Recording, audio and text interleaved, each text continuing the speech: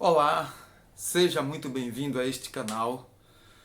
A partir de agora nós vamos para a lição de número 4, lições de adultos da nossa EBD, que tem como título, a lição de número 4 diz: Quando se vai a glória de Deus? O texto áureo diz: E a glória do Senhor se alçou desde o meio da cidade e se pôs sobre o monte que está ao oriente da cidade. Ezequiel capítulo 11, versículo 23. A nossa verdade prática diz que Deus abandona o templo e retira a sua glória por causa das abominações do povo. Você pode se inscrever neste canal e assinar gratuitamente, tá bom? Ative o sininho de notificações para não perder nenhum dos nossos vídeos novos que postamos aqui. Sua participação é muito importante para nós. Vamos para o texto bíblico. Ezequiel capítulo 9, versículo 3, capítulo 10, versículos 4, 18 e 19 e o capítulo 11, versículos 22 ao 25.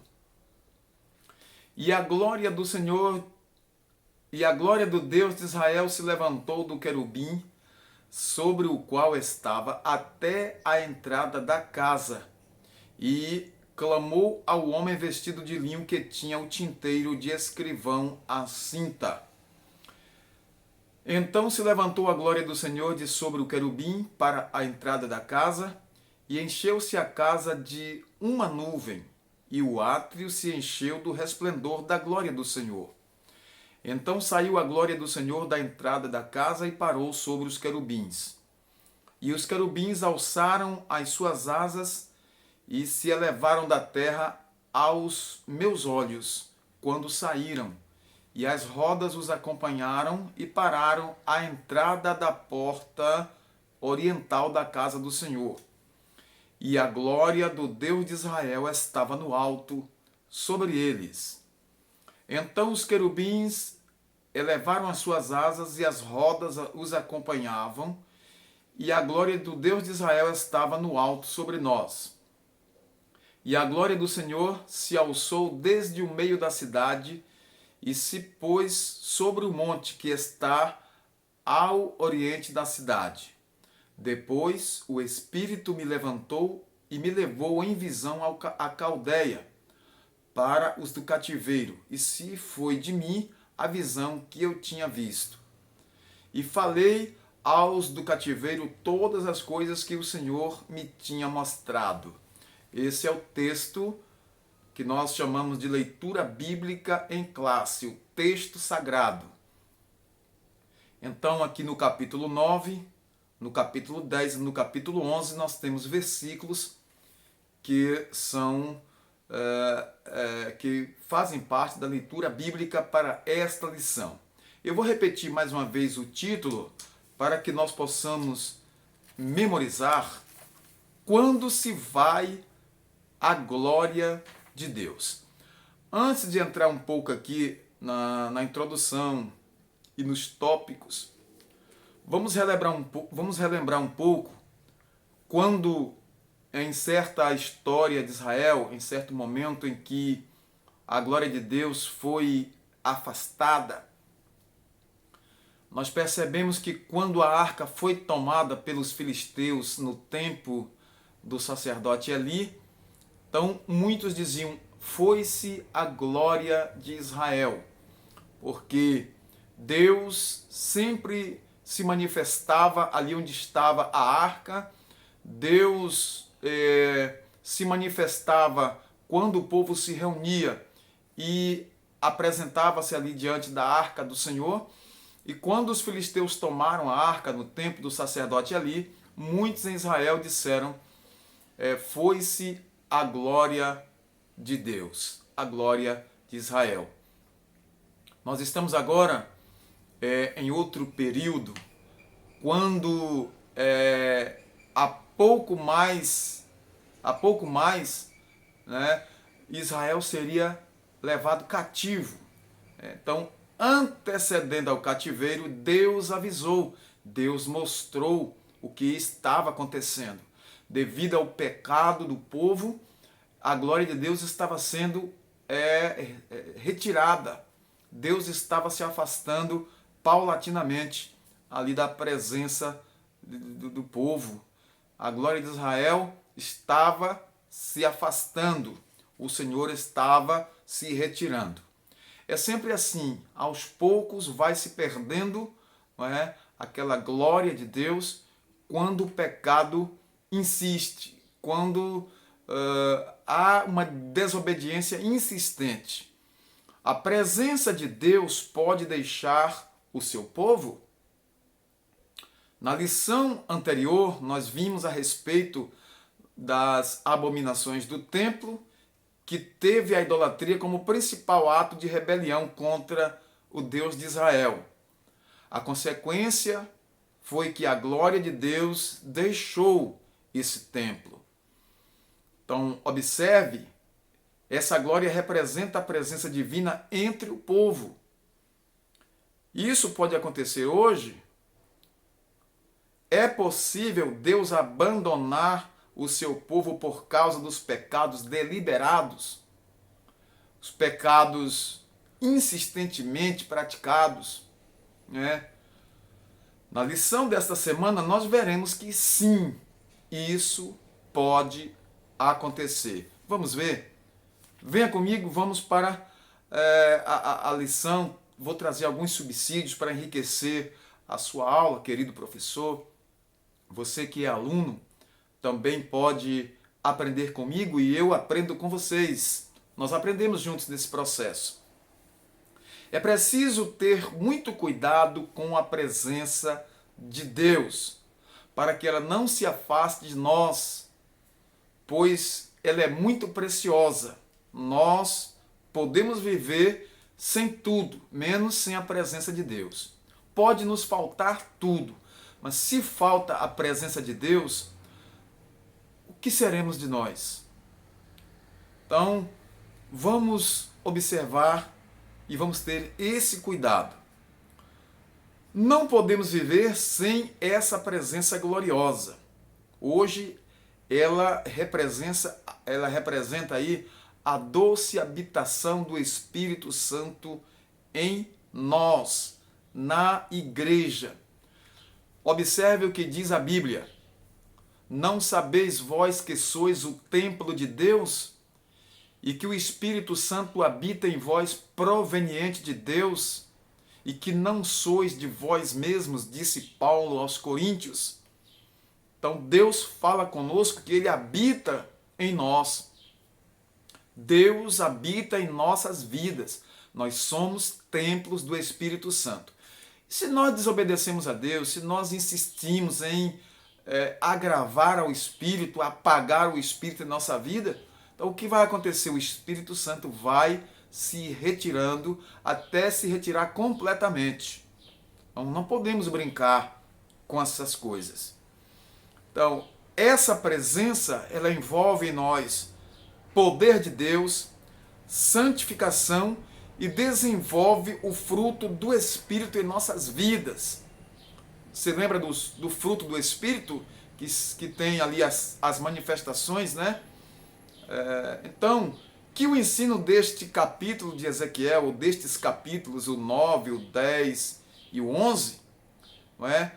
Nos motive a valorizar essa presença gloriosa do Espírito Santo em nós. Então, precisamos cultivar, precisamos permanecer, cuidar desse bem precioso, dessa maravilha que Deus nos concedeu, que é o Espírito Santo, a terceira pessoa da Trindade, habitando em nós. Então, esse templo de Deus precisa estar purificado, limpo, santificado, não é? Para servir a este Deus Todo-Poderoso todos os dias de nossas vidas, até a consumação dos séculos, até o dia da nossa partida desta vida para a outra. Essa glória de Deus representa a presença do próprio Deus no templo. Estou agora falando da glória de Deus que se referiu Ezequiel. Então, importante é que nós usamos uma palavra quando estamos falando sobre a glória de Deus, é a palavra Shekinah. A palavra Shekinah, ela é um vocábulo hebraico, geralmente usado por nós como glória, mas não aparece no hebraico lá no Antigo Testamento, não aparece. Mas ela significa glória. Frequentemente é usada aí no judaísmo como glória, e nós sabemos disso, Shekinah. Mas a glória do Deus Todo-Poderoso, ela se manifesta através do Espírito Santo em nossas vidas. Lembra do dia de Pentecostes? Quando Deus derramou o Espírito Santo, cumprindo assim a promessa de Deus desde o Antigo Testamento. Então, ali a glória do Senhor se manifestou, Deus derramou o seu Espírito Santo e nós recebemos ali a visita e a presença do Espírito Santo para ficar conosco até a consumação dos séculos, até a volta do Senhor Jesus. Sobre esta glória, o que podemos falar ainda e apresentar como subsídios? Esta glória, ela no Antigo Testamento, ela baixou do céu à terra primeiramente no tabernáculo, no dia de sua dedicação. Depois disso, nós percebemos que a cena se repetiu na inauguração do Templo de Jerusalém com o rei Salomão, quando a glória de Deus encheu o templo naquela inauguração. Então, o que significa glória? O contexto ajuda a esclarecer o sentido do termo. A palavra hebraica é kavod. Observe, kavod e não Shekinah. Aqui eu estou falando do hebraico. Kavod, que literalmente significa peso, e nesse sentido literal só aparece 2 vezes no Antigo Testamento. Em 1 Samuel, primeiro livro de Samuel 4:18, e no segundo livro, no capítulo 14, versículo 26. Mas alguém poderá dizer assim, mas Shekinah não é hebraico, é grego. Shekinah, mas o que estamos dizendo é que não existe Shekinah no Antigo Testamento. O que existe no Antigo Testamento, realmente se referindo à glória, é kavod, certo? Que literalmente significa peso. A Septuaginta, a antiga versão grega do Antigo Testamento, emprega vários termos. Entre eles, vamos ver aqui alguns. Doxa, que quer dizer glória, resplendor, poder, honra, reputação.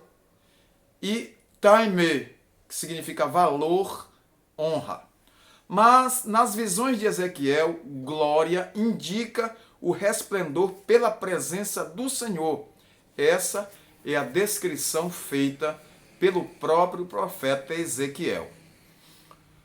Bom, o vocábulo hebraico Shekinah, geralmente, como nós falamos, usado entre os crentes como glória, não aparece na Bíblia. Não aparece. Mas sabemos que Shekinah significa glória. E é muito usado entre os judeus. A glória de Deus, ela se manifestou aos filhos de Israel quando Moisés dedicou o tabernáculo a Deus, lá em Êxodo capítulo 40, versículos 34 e 35. Deus sempre respondeu a uma adoração fiel, sincera, uma adoração santa, com objetivo temente. Deus sempre responde. Por isso que nós temos que ter cuidado com nossa oferta. Primeiro, conserta o altar, depois apresenta a oferta. Antes de ofertar, conserta o altar. Verifica se está tudo certinho, verifica o altar antes de sacrificar. Essa glória de Deus se manifestou desta forma lá em Êxodo 40. E também nós observamos quando Salomão dedicou o templo a Deus, orou e Deus derramou sua glória. Foi algo extraordinário. A expressão glória de Deus aparece no livro de Ezequiel como presença de Deus. Então vamos ver aqui no livro de Ezequiel, houve uma retirada dessa glória do templo. A glória estava no interior do templo e ela foi saindo gradativamente. Isso nos mostra e nos dá uma lição.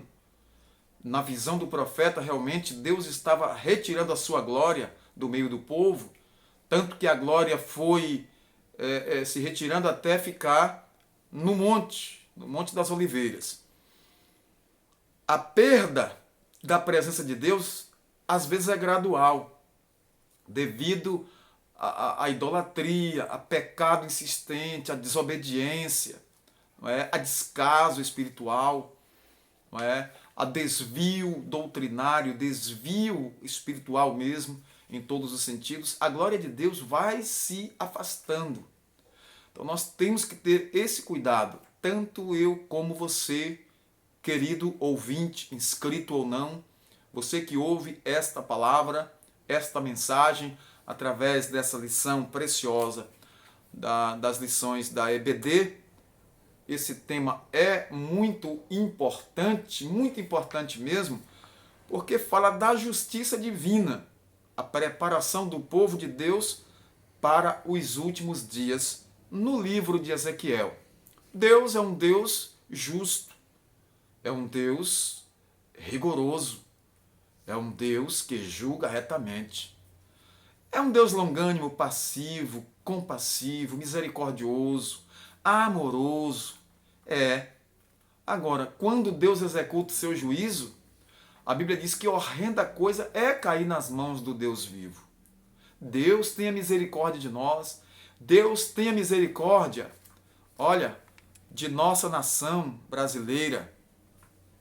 Deus tenha misericórdia do Brasil. Oramos para que o Brasil receba a bênção de Deus todos os dias, como nação que teme a Deus, como nação que reconhece que há um Deus todo-poderoso.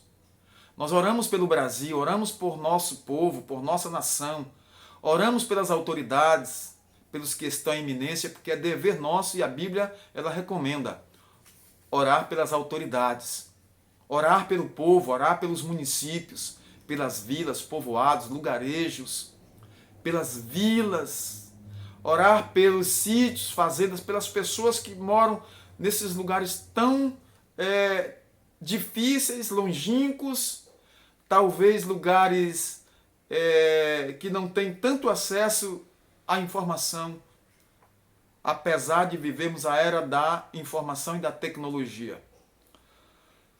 Do Oiapoque ao Chuí, nós temos que orar por essa nação brasileira, para que Deus socorra, Deus tenha misericórdia de todos nós, porque nós estamos nos últimos dias e nós não podemos perder tempo.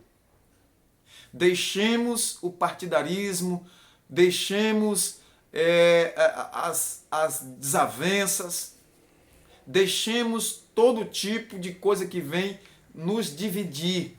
Vamos nos unir em prol do reino de Deus, orar a Deus em favor da união da igreja, da união do povo brasileiro, para que Deus abençoe.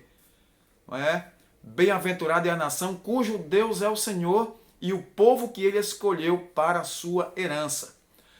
Deus ama o Brasil, Deus ama a minha vida como ama todo o mundo. Deus ama o mundo inteiro. Deus amou o mundo de tal maneira que deu seu Filho unigênito para que todo aquele que nele crê não pereça, mas tenha vida eterna. Deus ama as pessoas. Deus aborrece o pecado.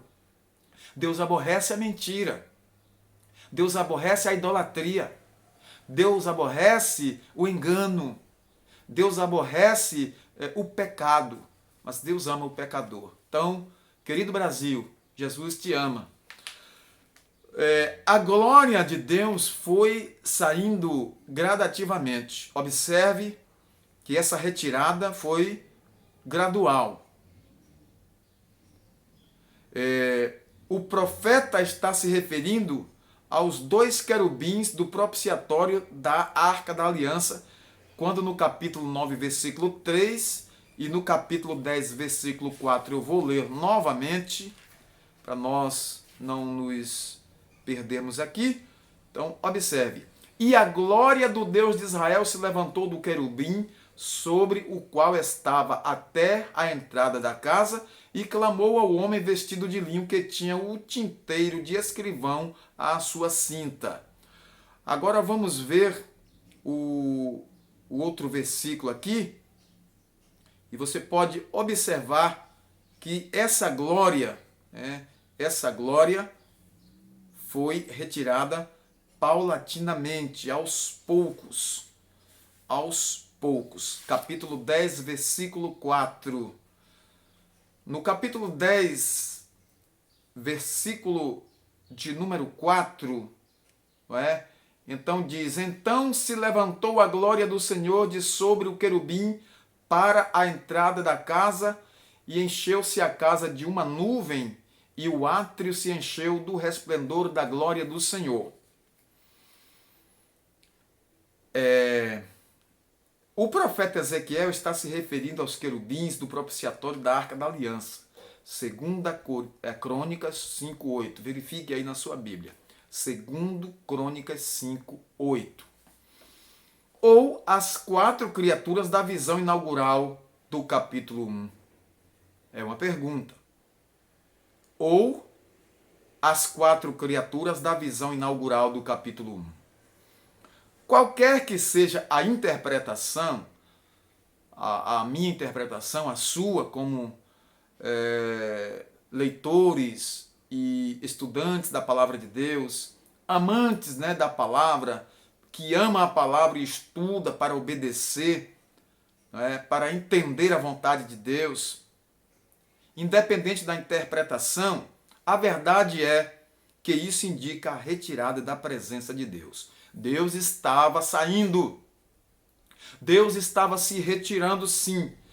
Essa nuvem está associada à presença pessoal de Javé, do Senhor, de Israel, de Deus, durante a peregrinação do deserto, no tabernáculo, permanentemente depois da inauguração do tabernáculo e finalmente no templo.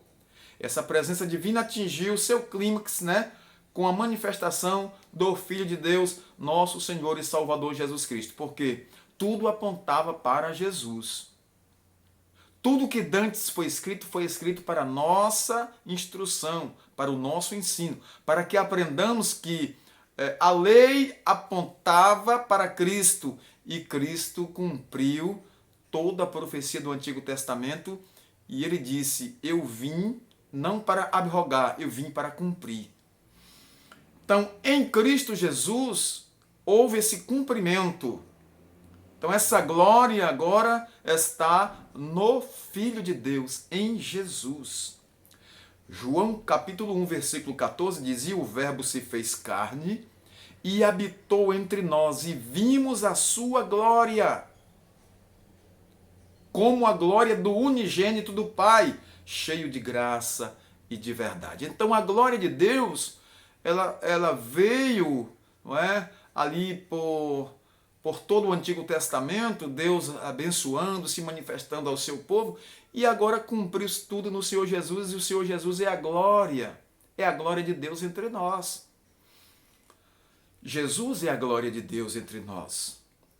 Então, a retirada da presença de Deus foi aos poucos, ele foi se afastando do templo até afastar-se completamente.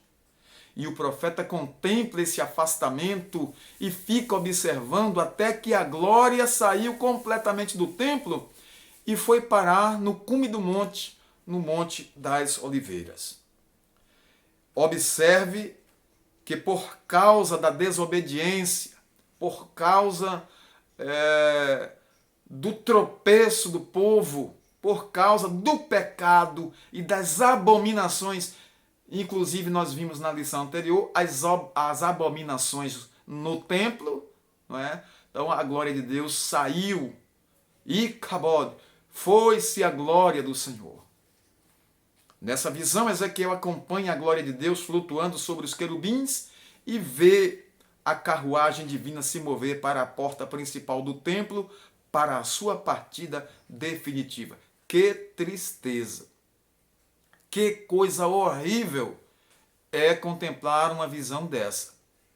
Mas a saída da glória de Deus, ela mostra para nós algumas coisas interessantes e temos que aprender com isso. A saída da glória de Deus representa a retirada de sua presença. Com isso se aproxima a destruição do templo. Sem Deus, ficamos vulneráveis à ação do adversário e, consequentemente, à derrota. Porque quem nos protege é Deus. Quem nos guarda é o Senhor. O Senhor acampa-se ao redor dos que o temem e os livra, os que o temem. Deus livra quem teme a Ele. Deus não livra idólatra, Deus não livra feiticeiro, Deus não livra quem está praticando abominação, Deus não livra mentiroso, Deus não livra pecador, quanto mais. Nós precisamos nos purificar, nos santificar para ter a presença de Deus e obter o livramento divino. Não adianta trazermos teologia, ensino rebuscado, até filosofia misturado com teologia. Nada disso resolve. O que resolve é temer a Deus e ter a sua presença. Isso resolve. Porque quando Deus está presente, Deus repreende o mal, Deus repreende o adversário é derrotado e nós somos vencedores. Então, a glória de Deus é a nossa vitória. A glória de Deus, ela nos fortalece, ela nos enriquece, ela nos restabelece. A glória de Deus é a nossa bênção. Nós não podemos perdê-la. Por fim, a glória de Deus se pôs sobre o Monte das Oliveiras. Agora, tem algumas coisas interessantes aqui para observarmos. A presença de Deus no templo era privilégio de Israel, mas isso exigia responsabilidade, de modo que a glória de Deus não podia habitar com os pecados do povo. Ou a presença de Deus, ou o pecado. Ou a glória de Deus, ou então imundície.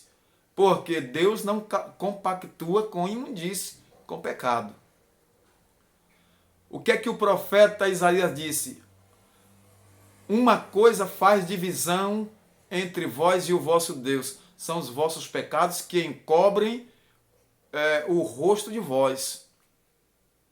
Deus se afasta. O que foi a causa da derrota de Saul, da derrota de Sansão? Pecado, desobediência. Então, temos que ter esse cuidado para a glória de Deus não se afastar, não ir embora e nós ficarmos privados da presença do Senhor, vulneráveis ao ataque do adversário e derrota consequente. Ezequiel viu a glória de Deus partindo.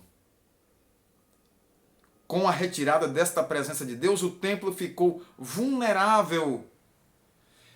É como fica a vida do ser humano crente, fiel, temente a Deus, que desobedece. A sua vida fica vulnerável ao ataque maligno e a perder a batalha para o adversário. Que Deus tenha misericórdia do seu povo, que Deus tenha misericórdia de nós. Interessante que o Monte das Oliveiras também é o local onde aconteceu a ascensão de Jesus em Atos capítulo 1, versículos de 9 a 11. E os anjos ali disseram: varões galileus, por que estáis olhando para o alto? Este Jesus, o qual o viste subir, é o mesmo que um dia há de voltar. E os anjos, eles não mentem. Os anjos, eles falaram e isso realmente vai acontecer. Deus, ele falou, ele fala, entendeu? E o seu filho Jesus, ele vai voltar. O próprio Jesus disse: voltarei outra vez para vos levar para mim mesmo, para que onde eu estiver, estejais vós também. Lá em João capítulo 14, ali a partir dos versículos 3, 4 a seguir, versículo 6, que diz: eu sou o caminho, a verdade e a vida, ninguém vem ao Pai senão por mim. Então, queridos, nós não vamos alongar esta pré-aula porque nós temos aqui muita coisa ainda pela frente, mas nós vamos resumir. Sobre o templo, né, o primeiro e o segundo templo, observe que um dos profetas diz que a glória da segunda casa seria maior do que a da primeira. E realmente foi. Mas aquilo também tinha um sentido profético, referindo-se a Jesus como a glória da segunda casa. E Jesus, realmente, ele é agora a glória da segunda casa.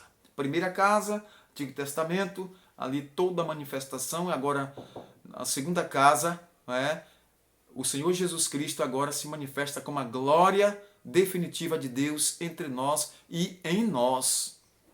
Louvado seja o nome do Senhor. Claro que também o profeta se referiu à segunda casa, o segundo templo. Nós temos o primeiro templo e o segundo templo. Mas nós temos em Cristo o cumprimento de toda essa profecia e desta vinda gloriosa da glória de Deus, da glória do Senhor.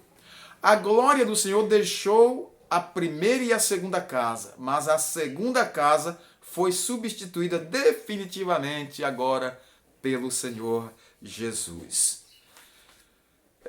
Concluímos então e passamos para os professores, você que ensina aí na sua classe de EBD,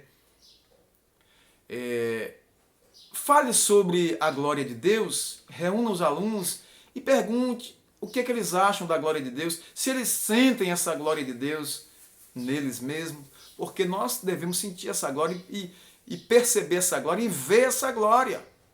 A glória de Deus está entre nós e vimos a sua glória entre nós.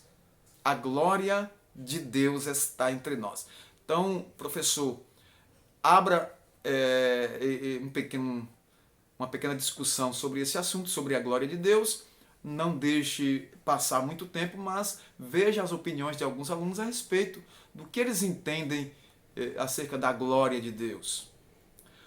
Toda a visão de Ezequiel mostra que a glória de Deus estava dentro do templo enquanto o povo obedecia, o povo temia ao Deus de Israel, ao Senhor. Quando desobedeceram, quando pecaram contra Deus e encheram o templo de abominações, o que aconteceu? A glória de Deus foi-se, e foi-se aos poucos, não é? Foi se esvaindo, foi saindo, e o profeta viu a glória de Deus sair pela porta principal e o templo ficou vulnerável à destruição. Que Deus tenha piedade e misericórdia de todos nós. No Antigo Testamento, substituíram Javé pelos ídolos, substituíram Deus pelos ídolos. Agora, no Evangelho, estão substituindo a justiça de Deus por sua própria justiça, por egoísmo, por egocentrismo ou por egolatria, tanta coisa. Então, o pecado hoje, se o povo de Deus não tiver cuidado, vai acontecer da mesma forma. Deus se retira, Deus sai, Deus se retira, e aí o que pode acontecer? Só miséria, desastre e fracasso. Romanos 10, 3 diz assim: não conhecendo a justiça de Deus e procurando estabelecer a sua própria justiça, não se sujeitaram à justiça de Deus. Então, Paulo está aqui no capítulo 10 da carta aos Romanos falando do nosso tempo. Se não tivermos cuidado, nós também incorreremos nesse erro. Que Deus nos alerte constantemente para que não percamos a glória de Deus que está entre nós. Que o Espírito de Deus que habita em nós, como disse Paulo lá aos Coríntios, continue nos abençoando, abrindo nossa visão espiritual. Que o Espírito de Deus nos faça tementes, sábios, homens e mulheres de Deus, para falar, mas falar segundo a palavra de Deus e nos instruirmos uns aos outros, a termos esse cuidado para não perdermos a glória de Deus. Deus em Cristo te abençoe. Uma boa aula esta semana para você na sua classe. Você professor, você professora, que Deus te use poderosamente. Aqui estamos para ajudar na EBD, naquilo que nós pudermos. Deus abençoe nossa EBD nesse próximo domingo e vamos mais uma vez apresentar a nossa igreja, as nossas classes de escola dominical e a nossa nação ao Senhor Jesus. Nosso Deus e Pai Todo-Poderoso, Criador dos céus e da terra, te glorificamos, Senhor, exaltamos o teu nome porque digno és de receber a honra, a glória e o louvor. Nós te louvamos por esta oportunidade de estarmos na tua presença, meditando em tua palavra. Continue falando aos nossos corações, despertando as nossas vidas, as classes de EBD. Abençoe nossos professores, superintendentes. Abençoe, Senhor, os coordenadores. A todos, Pai, que colaboram com esta obra de ensino na tua igreja. Te apresentamos o pastorado, te apresentamos todo o corpo de obreiros da tua igreja, o alunado, os professores, te apresentamos toda a igreja no Brasil e no mundo. Te apresentamos a nossa nação, pedimos a tua bênção sobre todos. Em nome de Jesus Cristo, teu Filho amado, nós te agradecemos porque cremos na vitória e sabendo que o Senhor é o nosso Deus e continuamos dizendo aquela palavra que o Senhor deixou nas Escrituras Sagradas. Bem-aventurada é a nação cujo Deus é o Senhor e a nação que Ele escolheu por sua herança. Ó Deus eterno, nós te pedimos e te agradecemos por isso, em nome de Jesus, o teu Filho. Amém. A todos nosso muito obrigado. Até uma próxima pré-aula, se Deus nos permitir. Olha, aproveite aqui, visite nossas playlists. Nós temos aulas passadas que são sequência até essa aula. Visite lá nossas playlists de aulas de adulto, também temos de jovens e temos outros materiais evangélicos e há muita coisa boa que acontece em nossas igrejas, tá bom? Deus abençoe a todos, forte abraço e até a próxima.